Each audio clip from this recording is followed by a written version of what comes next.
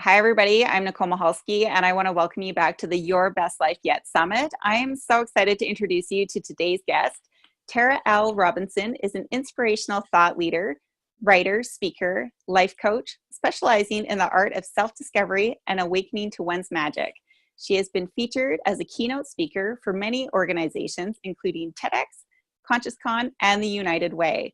Tara is the owner and publisher of Whole Living Journal, a magazine supporting the seeker and the sacred all in one. So welcome, Tara. I'm so excited to have you here today. Hi, Nicole. It's really good to be with you and all of the viewers of the summit. Hello, everyone. Now, I've asked Tara to join us today because I was really inspired by her amazing book. It's called The Ultimate Risk: 7 Mysteries to Unlock Your Passion and Purpose. And what struck me about the book was that right at the beginning, Tara was just so inspirational in sharing her story and some of the struggles that she faced. So I was really inspired by that and the way that she just so openly shared that it really struck me that, we all go through these challenges. We're all facing these difficult times. And you know what? We can get back up and we can keep going and we can really go after our dreams. And Terry, you've just set such an amazing example for everybody to follow in how you've done that. So I'd love to just jump right in and have you share some of your story, some of the trials that you went through and how you were able to really keep going and overcome them.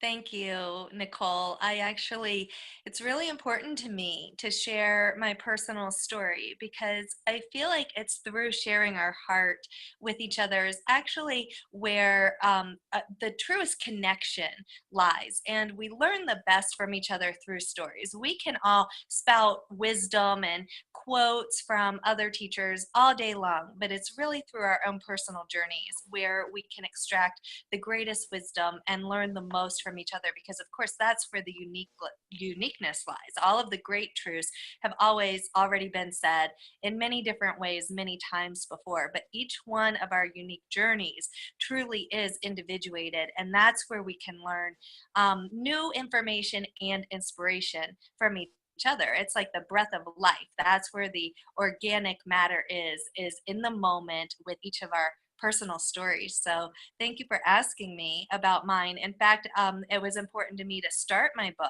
with a personal story because I want to be known as a person, not just as a writer and certainly not just as a teacher, but as a person, because I'm just like everyone else and I have had my ups and downs, and interestingly enough, they've tended to run right alongside my moments of success and joy. And so there were sort of two critical events that happened in my life pretty simultaneously that were dark nights of the soul for me, and they coincided with some of the greatest happenings in my life. And as I've reflected on those times, it seems curious to me, like I think that maybe that's not an accident, because I can tell you that most recently, with my book being published by Hay House, which is something that was a lifelong dream of mine, and so of course I was looking so forward to it, and yet here we go again, like this monumentous event that should be filled with so much joy and certainly is coated with so much anticipation. It also coincided with the next round of a perfect storm that has happened in my life. And so at the same time that I've been celebrating the release of my book, I've also been going through a black as night, dark, dark night of the soul. So of course, I didn't know that that was going to be happening at the time that I was writing my book, because those were all future events. That's just my present time here and now. But at the time I was writing my book, I was recounting the events that happened at the same time that I started taking over the publication of Whole Living Journal. So Whole Living Journal had been published by someone else for 5 years. And then I came along as the new publisher when that owner was ready to sell and move on to other things. So that also was like a dream coming true for me to get to be at the helm of running my own magazine. So I was filled with joy regarding that event. But one of the dearest relationships in my whole life, truly my best friend, my soul sister, she basically dumped me for no reason. And now that might not sound like a big deal, but I can tell you that it shattered me. It truly did. It was, she was not just my friend, she was my teacher. And so I took her opinion and her guidance and her wisdom very much to heart. We had spent a long time developing a strong relationship of trust, and our families were friends, our kids were best friends. She was really intertwined and embedded into the heart and soul of my life. And so when she up and announced that it was basically not good for her any longer to be friends with me, and she didn't have exact reasons why, but she just knew it was guidance she needed to follow, it rocked me to my core because I believed her. I believed that there must really be something, fatally wrong with me for my best friend to suddenly feel like I was toxic or the relationship was toxic. And again, she didn't give me any explanation as to what that actually meant. But the other way that it broke my heart is that it didn't seem like I was worth it to her to even get to the bottom of those answers, which was inconceivable to me because I couldn't imagine facing any challenge with her and not doing everything I could to get to the bottom of it because she was that important to me. And so for her to basically just throw in the towel so casually, it felt like I was just tossed to the curb, and it really set me on this path of spiraling downward, wondering what my value and worth was and what were the shadows that I wasn't seeing about myself. And it brought to the forefront all of my deepest insecurities, all of my deepest wounds. It felt like the spotlight was right on them and that she had seen them and she was calling them out even though she wasn't verbalizing it. Of course, this is what my mind made of it. And it was like, yeah, all those things really are as horrible as I judge them to be, because even my best friend can't bear to be in relationship with me. And so it threw me into this place of self-doubt and true heartbreak, heartache, and torture. It was torture. And that was compounded by the housing market crash of 2008, because my husband, his profession was as a designer and builder of custom homes. And so our entire business, all of our investments, our real estate investments, and the financial security through his job and his salary, in 1 second flat, everything bottomed out. Everything. I mean, we lost everything, and we were worse off than at bottom because the history that was happening in the country at that time is that there was no work to be found. So there wasn't even a place that we could rebuild from. It was incredible. I look back now and I'm like, it truly was a recession to rival the depression. And our industry, the industry we were in, was the hardest hit and took the longest to recover. So it was really a prolonged period of about 3.5 years that we were beneath the bottom and trying to raise a family and keep things together. So of course, I'm working my tail off on the magazine, but I'm doing that in the midst of a deep, deep depression, a soul wrenching, gut wrenching, self questioning depression. And so there were more days than not that I was like just slugging through the day. And, as the twists and turns of life will have it, time did work its magic. And eventually my life was filled with new friendships. I'm listening to myself tell you this story now, and it sounds like it all happened quicker than it did, because at the time it was excruciating, and at the time it felt like it was going on forever. And it wasn't just a week that felt like forever, it was years that felt like forever. But in this place now, that was over a decade ago. And so in this place now, time has worked its magic, and I have, some beautiful new friends in my life who I love dearly and are a wonderful support to me. In the meantime, the housing market has recovered, and my husband has found work, and so we're still in the process of rebuilding from the carnage. but as I said at the beginning of our conversation, I'm sort of in a second round of a perfect storm. It's different conditions this time, it's different circumstances, the details of the story are different, but it has a very similar flavor. I keep saying to myself, this is familiar. I know this territory. And isn't it interesting that this seems to run alongside some of the most joyous moments of my life that are filled with celebration? I love that you bring that up because that's one thing that I've found to be so true is that, in the midst of our chaos and everything that's happening that we just can't really seem to see an end, or we just feel like it's so bad, there's no possible way to get out of that. I know for myself, and many of the audience would agree, is that that's when you can hold on and really look at that, that is definitely the time that a lot of your greatest achievements can come from too. Because I always say, our challenges are really that moment that we can choose.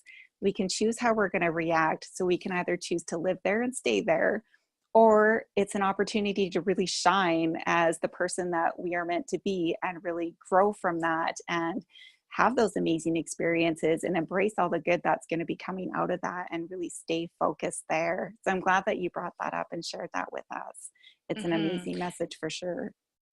Thank you. And Nicole, one of the reasons that I was so compelled to do this summit is when I spoke to you on the phone and you were sharing with me your vision for the summit that I thought was so beautiful. I was instantly sold and knew that I wanted to be a part of it because I agree so much with your vision of encouraging our viewers who have a dream, or, they have a sense of purpose in their life and they can see it out in front of them, and yet the journey might seem a little treacherous.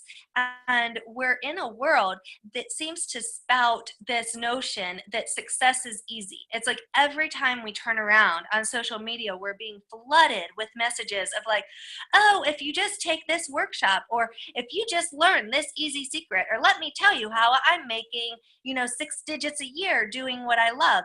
And so we are immersed in this illusion that success and experiencing our dreams coming true is an overnight happening, and if we're not experiencing that, then it means we're doing something wrong.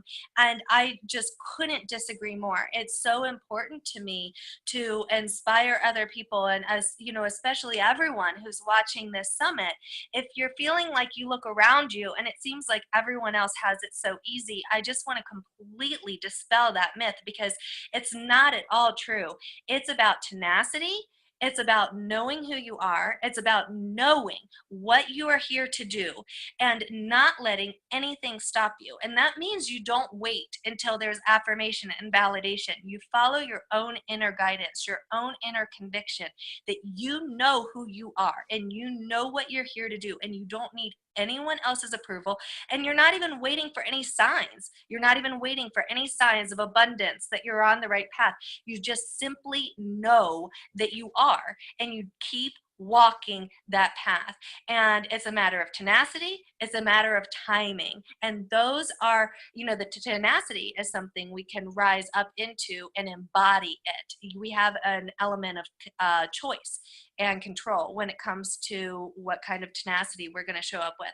But the timing, that's like out of our hands. And sometimes that's a mystery. And we can be doing. All of a sudden, all the pieces fall into place. And you know what? The next day, all of those pieces can be scattered everywhere. So we can't rely on those external factors to affirm for us what it is that we're here to do. We just need to sink into that inner knowing to validate it for us. And so I really want to encourage all of the viewers to not give up. Like, giving up isn't an option because it would be like throwing in the towel on who you are. And of course, that's just not a thing. Like, it's just not even a thing. I'm glad that you brought up that it took you years to get back to, really getting out of that depression, getting out of that space that you were in. Because again, I agree as well. There's so many messages out there that say, just do this and you're going to have a quick fix next week, or I think so many of us fall into that trap. I was definitely guilty of that. There's things that, I read a book or I took this course and I figured, well, I should be better. Like I should be on my way. And I just didn't feel like that. And then I felt bad because everything that I was being told said that I should be in this different spot, experiencing all this great joy and really starting to achieve my dreams. And I just wasn't there. I didn't even know exactly what I was supposed to be doing yet. So I'm glad that you brought up that, it can take a long time. And it's just enjoying that journey and keep going. And don't let those little things that come up really take you out, because I will almost guarantee you that those little things that come up that kind of derail us, if you can get back up and you can keep going, they were put there to kind of maybe course correct you or lead you to a path that has something better for you.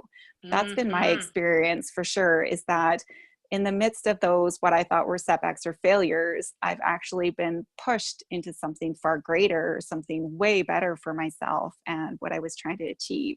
So it's kind of shifting your perspective of those and really embracing them. And I know my journey has definitely been a long one as well, even just through the course of wanting to do this summit and wanting to get out there and share my message. It's been a good 6 years in just kind of me learning and being on that journey to the last year where I decided to really make that move and go after it. But this year has been filled with lots of different course corrections, unexpected turns, and moments where I had to just kind of take a step back and just really see where I was at. And, like you brought up timing so beautifully as well. It is about timing, and that's not something that we can control. So sometimes you do have to just, take a step back and wait for the timing to be right and just carry on with what you're doing, knowing that it's going to work out. You just have to stay the course and you just have to keep going. So I love that you agree with that message and share that as well. Absolutely. Absolutely. Thank you, Nicole.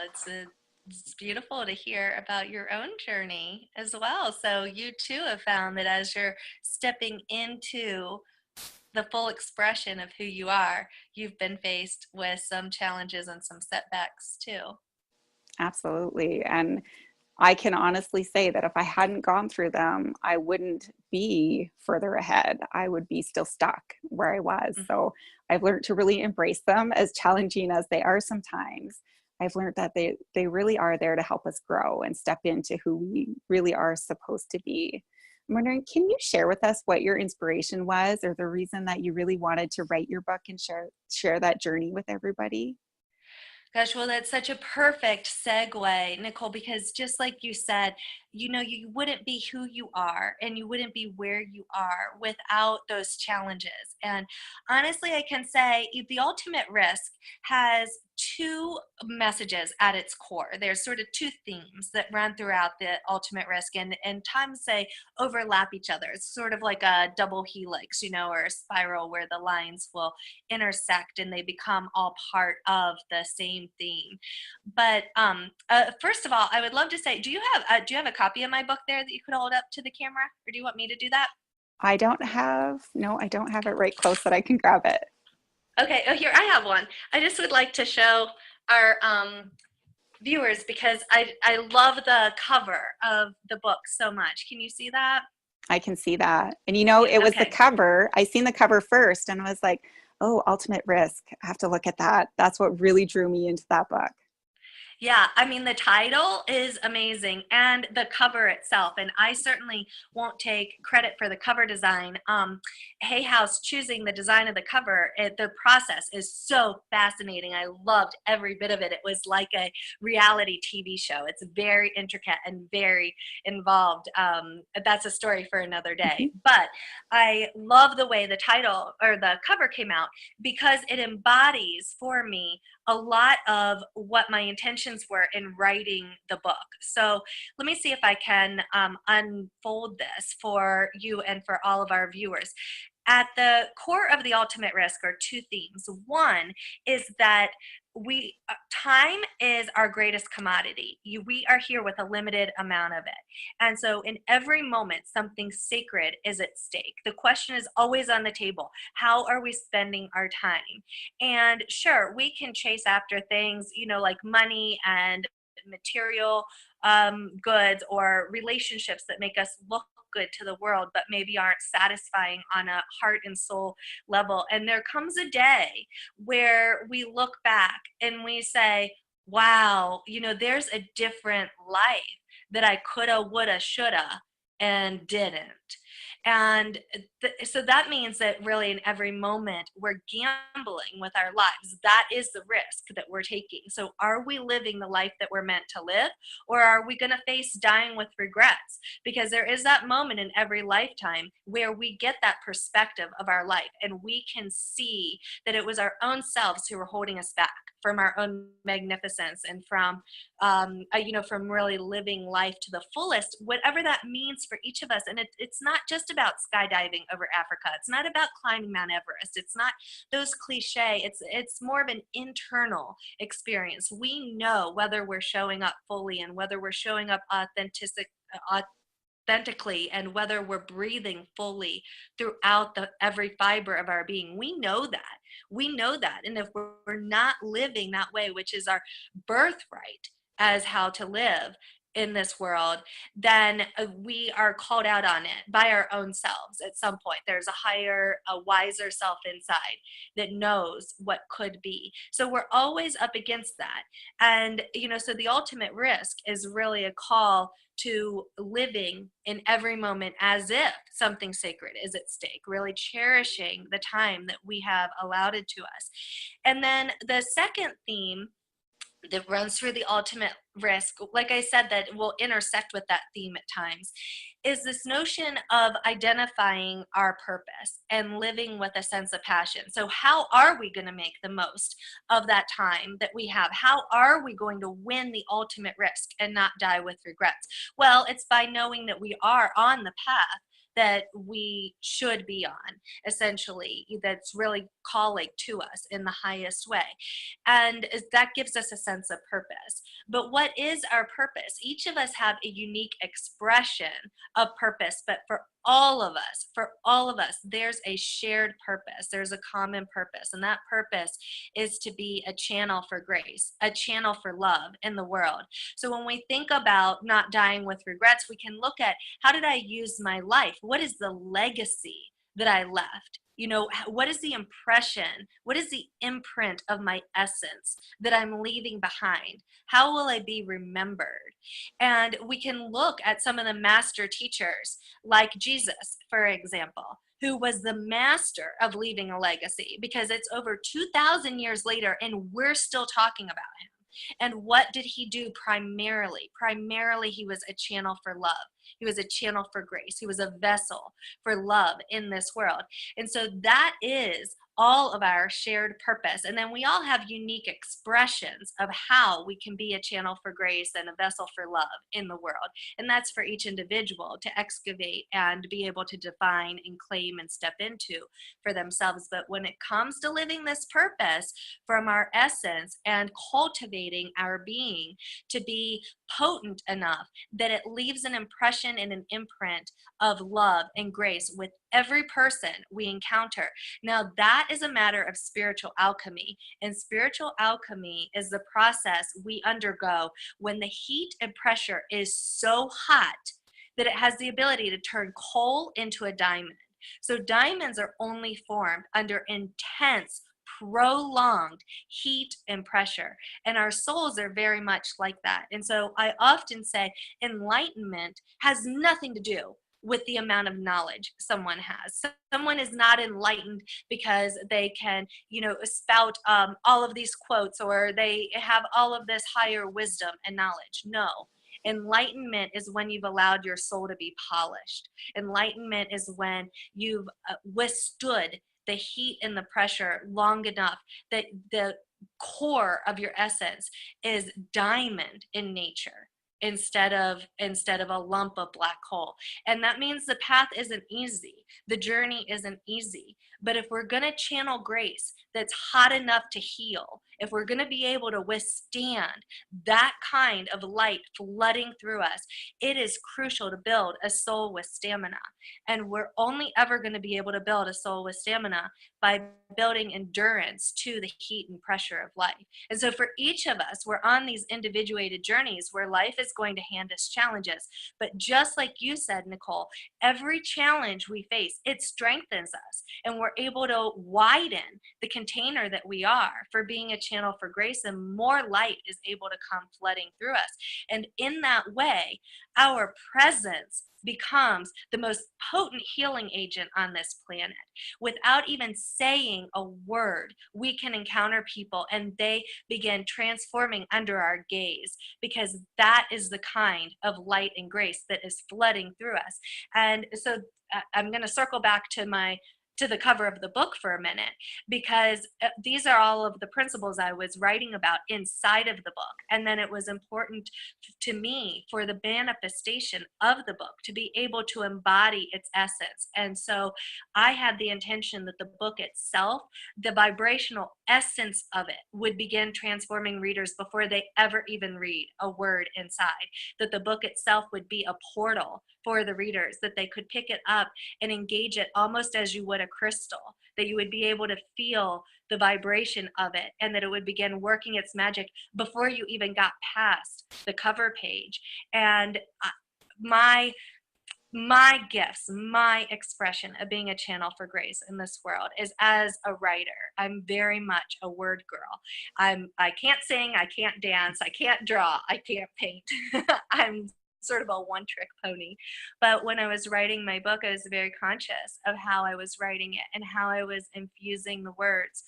So the words throughout the book are multi-layered. There's multiple meanings in every word and in every sentence in the book. But do you know the most important piece to me is the way I designed the words to be porous, so that they would hold space for the reader's knowledge to come forward, for the reader's wisdom to be able to fill in the gaps. So the most important space in my book is the space between the words. I don't have a favorite word in the book. It's the space, it's the gap between the words, because I know that's where the reader's brilliance is going to fill in those gaps.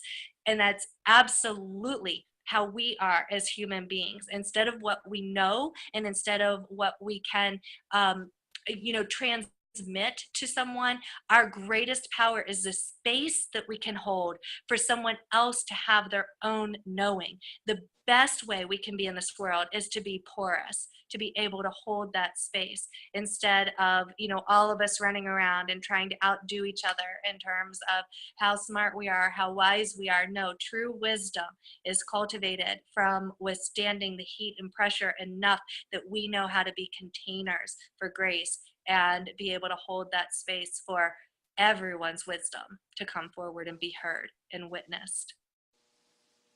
And your book does such an amazing example of doing that, because I know as I was reading it, there was definitely, I could see my own journey in the journey that was happening within the book as well. And knowing kind of the path that I traveled was very similar to some of the journeys that were in the book as well. So I could definitely relate to that and the experiences, my own growth along my own journey. And it just kind of weaved back and forth between my own life experience and the experience that I was having with the book as well.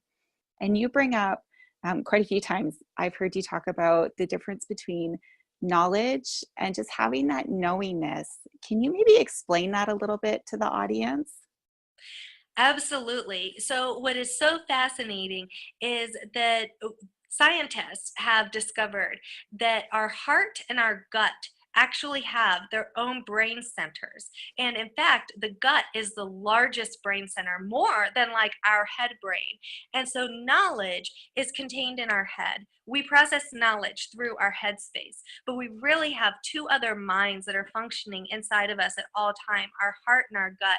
And this knowing, this inner knowing, that it seems to originate from somewhere in the center of the cosmos, we can tap into that through our heart space space and through our gut space, but we're not going to get there through our head. It's not through our analytical mind and our linear logical mind. There's not a way to reason our way into our inner knowing. Our inner knowing is a felt sense in our body, and it resides in our heart and it resides in our gut. And the more we begin to listen to those aspects of who we are, the more we begin to listen to what those areas of our body are informing us, the more that we can begin to get clear on what our inner knowing is. And oftentimes it's illogical, and that's where faith comes in. We have to lean into the strength of that inner knowing that we have, and then trust that all of the pieces that are necessary will come about in order for that destiny to be fulfilled. Because like I said earlier, it can't be any other way.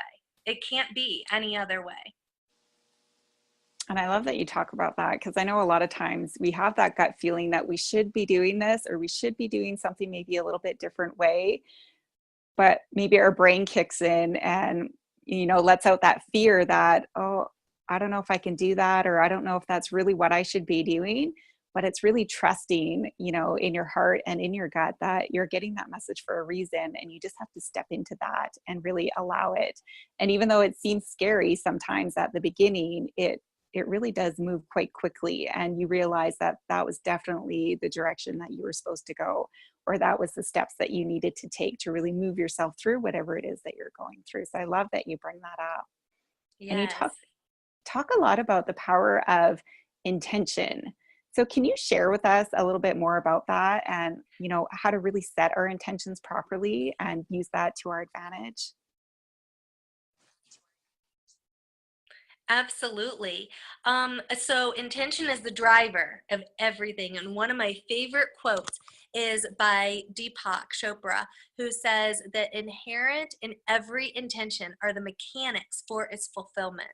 And that means everything that is needed, all of the mechanics that are needed for that intention to come to pass are encoded in the intention itself. You need nothing beyond your intention, because the intention itself contains all of the mechanics needed for the fulfillment of that intention's desire. So our intentions truly are the driver of everything we accomplish in this life, including, as I said, our greatest accomplishment is the honing of our own presence. And that too, so people will ask me, well, how do I do that? How do I get there? You intend to be that presence, and then everything in your life will begin to organize itself around that intention. So the first mystery in my book is organized by mysteries instead of chapters. And the first mystery in the book is the law of association, and it speaks to the immense power that we have as human beings to be able to cultivate our environments for our own personal growth and our own highest good. Because there's a function inside of us. Pavlov proved this years and years ago. He was a Russian scientist, and he proved that our brain makes these connections. So we actually have the ability to enchant ordinary objects and associate them with an intention or a message, any of our choosing. We can choose the message that we want that object to represent for us. And then from that moment forward, every time we see that object, because we've assigned it that particular meaning, we're immediately triggered into a state of remembering the essence of our intention, and our entire body calibrates itself to that memory, to that reminder, to that trigger that happens. So for example, for people who might think, well, that kind of sounds mysterious, or I don't really get what she's saying, or that seems a little lofty, or is that even really accurate, we can look at the very common example of tying a string on one's finger. So how you can go to the grocery store and you need to remember bananas, so you tie a string on your finger. Well, that string is actually far too small to write anything on, much less the big word bananas. However, it absolutely works when you're in the store and you're like, what is it that I needed to remember to buy? And you look at the string on your finger, immediately that association is made. Oh yes, that string represents bananas. Now I remember. So we have this uncanny ability to enchant everyday objects and turn them into magical objects for our own growth. So the more aligned we are with our intention, keeping our intention in the forefront of our mind, the more our entire world organizes itself to just continue to prove what we are after in terms of our attention. It's like we set our attention on the codes of our intention. So as the clues are coming our way about the mechanics for the fulfillment of the desire of our intention, as those clues are coming our way, we've tuned our inner system to recognizing them. We've set our attention on our intention, and we begin to put the pieces together. And that's how we get from point A to point B. Intention will carry you the whole way, and then the gaps are filled in as you walk through life. I think that's a great example. And, it's so simple, but so many of us have done that. I remember being little and in school and the teacher tying a string to my finger so that I remembered my homework or whatever it was that day. And it's those little things that really help to, again, program our intentions and keep us going in the direction that we need to go. And we don't have to make it such a big, huge exercise or excursion almost. It's those little things that really help us through every day to set those intentions and just to remind us a little bit that, we're wanting to achieve this. And all we have to do is keep following those little clues that we see during the day, and it's going to guide us right to the thing that you want. And you bring up Yes. a great point in your book. This was probably my favorite point because I am very much an aspiring speaker. So in the book you talk about, it says, so you want to speak, just speak. And you're talking to one of the editors or people that are in charge of Success magazine, I believe it is, or Success Conference. And that really struck me that so often we wait. We wait for somebody to say that we're good enough, or we wait to see if people want to actually listen to us, when all we have to do is just take that step, really just step into what it is that we want to do and just share our message. And I think that's a great message that you have in the book, that we don't have to wait, that we can start right where we are. And it doesn't matter how many people are listening to us, that the more that we do it, the more people are going to be drawn to us and attracted to our message and want to hear us speak. And it's just going to grow from there. Hmm. That's a perfect example, Nicole. I'm so glad that you brought that up because that story really illustrates a lot of everything else that I'm saying about the importance of our essence and how we can hold space for one another's brilliance to come shining through. That's exactly what that experience taught me. So I went to meet with the director of Life Success Seminars, and Life Success Seminars is an international organization whose home office happens to be in the city where I live. And I went to meet with him because I was an aspiring speaker, and I thought, I have a wonderful program. I know I have an important message, and I'm going to see if there's an opportunity here for me to get in front of their audience. If essentially he'll hire me as a speaker or contract me out as a speaker, not knowing very much about the organization. So I hadn't done my homework to realize that they had their own program in place, and it was the same program that they ran all the time. They didn't bring in outside speakers, and they already had employed speakers, a very limited staff. They only entrusted really only two people to put their message forward. There was a third who handled kind of the part two of the seminar, and then that was it. So occasionally they would have graduates of the program maybe present a part of the program or share their own personal story. But it really didn't work the way that I was thinking it worked. But I didn't know that. Ignorance is bliss, right? So I set up an appointment. I asked for, a meeting time with him. He was gracious enough to meet with me. But he is the most incredible man. His name is Mike Monahan. And it's one of those quantum moments that I can see so clearly in my head. I met him in the office, and I was in there first, and he came in, and he was, it was like, he was the epitome of relaxation and confidence. And he casually sat in the chair across from me, and he started rocking back on the legs of it. It reminded me of a second grader, how they rock backward in their chair. And he was like, so, what can I do for you? And I did a great job with my pitch. I launched into this explanation of my message and this workshop that I had designed and that I wanted to share it with the Life Success family and all of their participants. And, he just kind of looked at me and he said, what do you need me for? He said, you want to speak? So speak. And it really gave me great pause. And so here again, I just want to illustrate and illuminate the example that he was, because what did he do? He didn't jump in and try to rescue me as some savior who had all the answers, right? He simply pointed me back to my own inner brilliance. And he reaffirmed for me that I didn't need anyone's approval or permission, that if this was something I knew I wanted to do, simply start doing it, simply start embodying it. That was his message to me, and that I didn't even need to wait until I had some kind of a paid speaking engagement. If I wanted to speak, if I had a message to share, start sharing it. Start sharing it with the people at the grocery store. Start sharing it with my friends. Start sharing it with my family members. Start sharing it, maybe with the classroom at my children's school. Just create those opportunities. And he educated me on how their program works, and I realized that there was nothing that I could say to change his mind. And yet he gave me everything that day. He gave me everything, because I moved forward from that office and I thought, that's right. I'm just going to create my own path. I don't need to jump onto anyone else's path. I don't need to look for the road that is already paved. I'm going to pave my own road.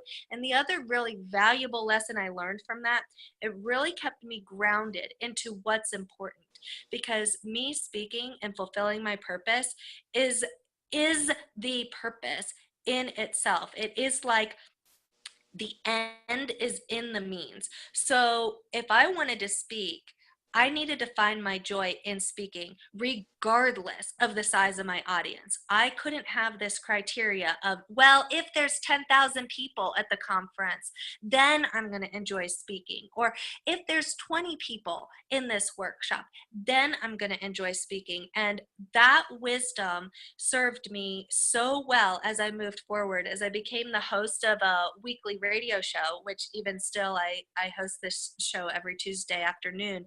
And I'm so privileged to interview some of the world's leading teachers and thinkers. And I say privileged because radio is an interesting business. You don't get to see your audience. And so it's imperative for me to love what I'm doing, regardless of how many people are listening, because I don't know if it's one person or if it's 1,000 or if it's 10,000 or if it's 100,000. For me, my experience is in that studio with my guest. I'm anchored and grounded in that conversation. And if I can't enjoy that conversation, just me and my guest, then I have no business doing that job, because all of the listeners, theirs is a secondary experience. I don't get to have the experience of one person who's listening, and I don't get to have the experience 100,000 people have who are listening. My experience is my experience. So it's essential for me to learn what feeds me my joy and then stay in my joy. And in that way, I succeed every time. Every time I succeed if I'm in my joy. And I think that's such an amazing message to share, because I know a lot of us were guilty of that. We want to wait. We want to wait until we get that approval, or we think that we have enough people that want to listen to us. But that's not where you need to start. The truth is that you need to start right where you're at, and with the audience that you do have, even if it is just you sharing your message with friends and family, and just watching it grow from there. And that, it's that kind of action that's going to grow your audience. It's going to attract more people that you can share your message with, whatever it is, be it speaking, writing, or any other form of art or your work that you're doing. Is that's so important to get started right where you are, and don't put it off. Don't put it off until you think that you're ready. You're ready right now. And it's the process, and you're doing it every day and feeling that joy doing it right where you're at with whoever you're talking to. that's going to allow you to grow and gain that knowledge and move forward with that and really expand. So I love that you share that with us. I want to kind of tie it back into where we started the conversation. You know, in your book, you have a great exercise called the shadow work. And I think that is so important because I know a lot of maybe the different programs or books really focus on all the positive. Just be positive, say your positive affirmations, and everything is going to be great. But I think they're really missing out on our negative emotions, if you want to call it that, or, you know, that stuff that we're not really proud of, or habits that we have that really, you know, we don't feel that they're serving us. You can't ignore that. I firmly believe that you have to bring that up and really acknowledge it so that you can clear it and you can move forward and focus more on the positive. And again, just bringing it back to really doing that work because it allows you to grow. Can you share with us some of the things that the audience can do to really, you know, move past that, move through that, maybe shadow stuff that they're working through, and how to use the tools properly to get through that? Absolutely. I just adore you, Nicole. You seem to hone right in on all of my favorite subjects. You really got like the best nuggets of the book. It makes me so happy. It's so rewarding as an author. I just want to, you know, reflect that back to you, your own brilliance. And thank you. It's such an honor for you to really read my book and to find value in it. It just brings such a wide grin to my face. Thank you so much. It fills me with light in the sense of happiness and satisfaction. That makes all the hard work worth it. Oh, So, you're very welcome. It's an Shadow, amazing book. I couldn't have more respect for you being bold and brave enough to bring this up during the interview, because you're right, our shadow is they are the disowned pieces of us. They're the pieces that we don't want to look at, and yet that is where all the juice is. That is, we could not, it's not even possible for us to have a more important conversation than a conversation about shadow, because our shadow is the mystery of who we are.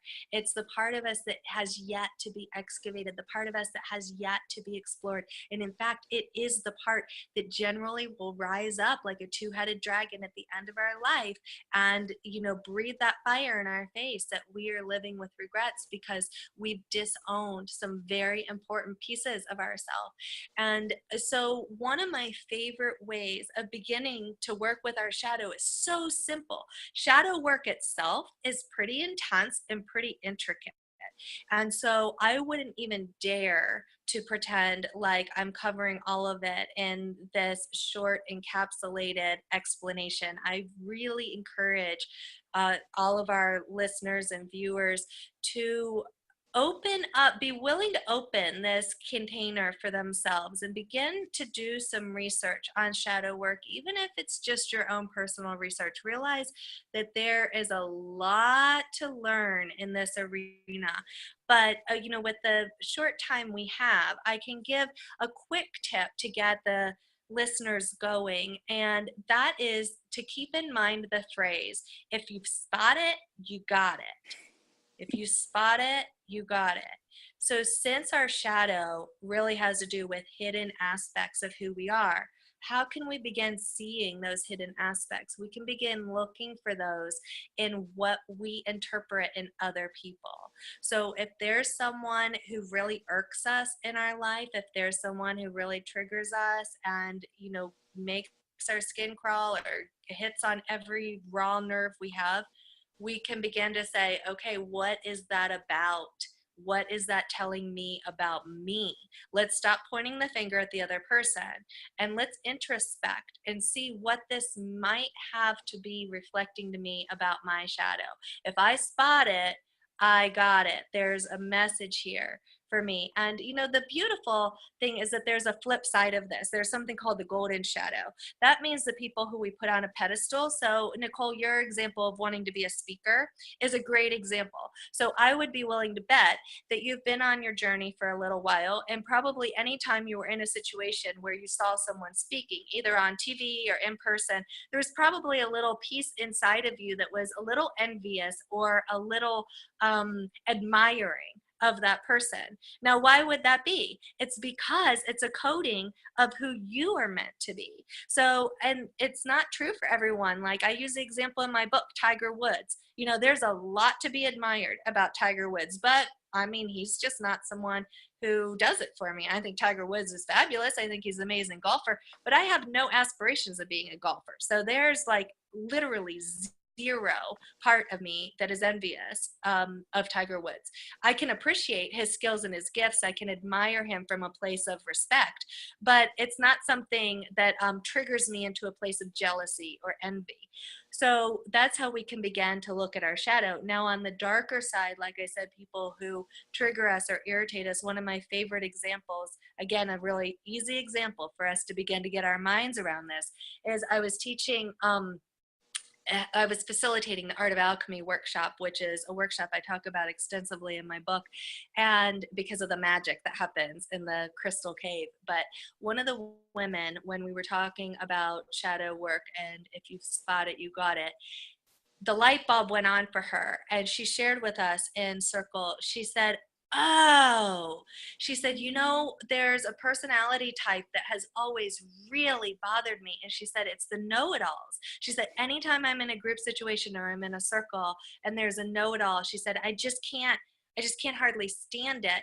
And she said, but I can see in this moment, it really has nothing to do with the other person. The reason that bothers me so much is because I really have a hard time claiming what I know. I always err on the side of too much humility. I always make myself a little too small so that I don't come across as a know-it-all.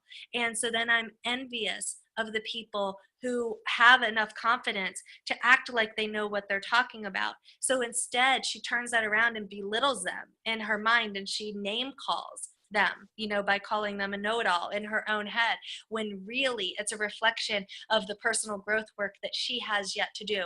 Really, it's coming from a place of envy that she wants to step into greater power and greater confidence. Does that all make sense? That makes perfect sense. And I love how you brought up the flip side of that because I definitely have, watched speakers get up on stage and share amazing talks. And it just really hits my heart where I'm like, I so want to do that. And I so want to be like that person and be able to, share my voice and share my messages like that. And, I think that's also a great example of you brought up listening to that because that's who you want to be. And that's a great way to, I get asked all the time, like, well, how do I know my purpose? And you talk a lot in your book about finding your purpose. I think those are great tools to use too, to look at that. If you're really liking that, or you're finding yourself being envious of people that are speaking or writing or doing things that, you would really like to do, that's a great clue into, start pursuing some of that stuff for yourself as well. And that makes total Yes. sense to me about, the things that frustrate us mostly about other people are probably the things that we do ourselves that we just don't want to admit to. So that's a great first step at looking at all that kind of stuff and really, sitting down with it and feeling, is there something there that I need to work on? And going from there, I bet you that'll open up amazing opportunities for the audience to do some great work like that. And it's so simple, things that you can start doing little by little every day as well. I really like that. Tara, is there Thank you. anything else that you would like to share with the audience? We did a great job of covering everything. I just want to restate and reiterate, Nicole, how much it means to me the way that you engaged the ultimate risk. And you made a comment earlier that I want to just comment back on in order to feel complete. And you affirmed, you said that it was true that as you read the book, that you had the experience of the words being porous, and you had the experience of the space between the words holding space for your own wisdom to come forth. And you said you did have moments of epiphanies and downloads, and where your own wisdom actually was coming through the book, even though it's not the words that I had written on the page. And I just want to just express how much that means to me. And if we had more time, I would absolutely spend the rest of it asking you to share with me what your wisdom and knowledge is and what it is that you heard from yourself as you were journeying through the ultimate risk. And I know we don't have time to get into that now, but I guess that's the note I would like to leave this interview on with all of our viewers, is for them to really honor the sacred space inside of them, honor your own inner knowing as if it is holy ground, because it is, and have reverence for that space inside of you to the degree that you adopt the attitude of taking off your shoes because you are on holy ground when you are in communion with yourself. That is how special and how sacred this work is, and you can't wait for anyone else to treat you that important. You need to treat yourself that important and have reverence for this sacred journey that you're on. And I think that is an amazing way to leave the audience with that. And I also know that you have a free gift for the audience too. Do you just want to share with them a little bit about what that is? And we will set up the links for them to be able to grab that off the email today too. Sure, absolutely. It's a fabulous little mini book. It's an ebook, and it's the 7 secrets to living a life of no regrets. So it's a little mini, maybe almost even an abridged version of the ultimate risk. It's like a Cliff Notes version, if you will, where it recounts each of the 7 mysteries, but in terms of shortened secrets. So if you enjoy the 7 secrets to living a life of no regrets, then you definitely will enjoy the ultimate risk. So it's a great way for people to get to sample the wisdom that's in the ultimate risk, but still in a fully fleshed out, ebook that has a beginning, middle, and an end, and it is truly its own little mini quest and excursion to go on. And we appreciate that generous offer. And the audience, you guys can get access to that on the email that you received today for the interview. We'll have the link set up there for Tara's amazing gift and her website and all of her social media links as well. So you guys just have to pop back onto the email and access all of Tara's great information through that. And Tara, I really appreciate you taking the time out of your busy schedule to share with us today. And I know the audience is going to get amazing value out of the interview and all the great nuggets of wisdom that you've had for us. And hopefully they go on and grab that book because it is an amazing book. It really was quite the experience to read it. And I know that the audience will enjoy that as well. So thank you so much for being here with us today. Thank you, Nicole. This has been wonderful. It's been such an honor to spend this time with you. Thank you for holding the space for my light to shine. You're very welcome. Okay, goodbye, everyone.